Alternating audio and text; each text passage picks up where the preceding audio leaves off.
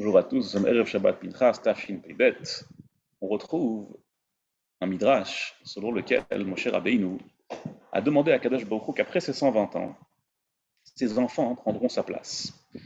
Et le midrash nous raconte qu'en vérité, juste avant, il y a eu une histoire avec Bnot Tzlofrad, avec les filles de Tzlofrad, qui leur père était décédé et eux n'avaient pas de frères. Alors ils ont demandé Lama Nigara, pourquoi est-ce que Nigara Minachalat Avinu, pourquoi est-ce qu'on n'aura pas la part que notre père a reçue en Eretz Israël, et nous aussi nous voulons hériter de sa part. Et la paracha s'est étendue pour nous expliquer que les Bnot Tzlofrad avaient raison, les filles de Tzlofrad avaient raison, et en effet, elles méritaient d'hériter en l'absence d'un frère.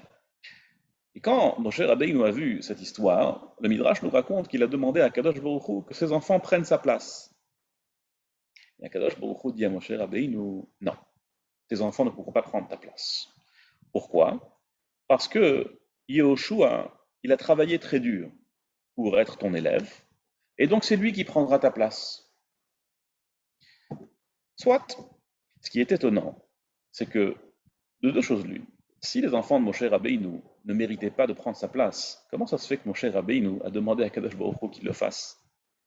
Est-ce qu'on peut penser, songer un instant que Moshe Rabbeinu a demandé du piston à Kadosh Baruch Hu? Il a dit, écoute, je suis quand même Moshe Rabbeinu, c'est mes enfants, je voudrais que mes enfants ils prennent la place.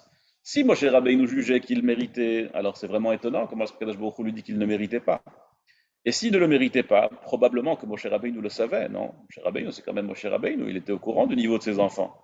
Qu'est-ce que cela signifie que Moshe Rabbeinu nous demande à Kadosh Baruch Hu quelque chose, une dérogation à la règle, une dérogation à la passation du pouvoir, que ses enfants prennent sa place? Quelle est cette histoire? Le Baalei Moussa nous explique qu'il y a deux personnes. Une qui a une très bonne tête, qui est très fort, et qui réussit à étudier très facilement, avec beaucoup de facilité, il arrive à emmagasiner des connaissances, à approfondir, à être très très fort. Et une autre, pour arriver au même niveau, il doit travailler très très dur. Il doit étudier jour et nuit, et il bosse, et il reste assis, il ne se repose pas. Qui est-ce qui est plus méritant?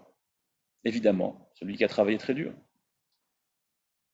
Nous disent les Baalei Moussar, les Foum Tsahara Agra.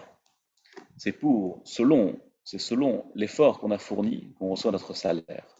Akadosh Baruch Hu dit à Moshe Rabbeinu, il est vrai que tes enfants ont un niveau très élevé, aussi élevé que Yehoshua si ça se trouve.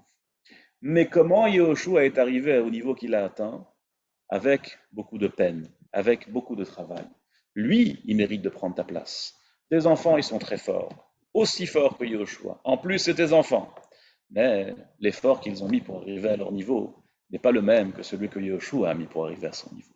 Et par conséquent, ce n'est pas eux qui prendront ta place, mais ce sera Yehoshua.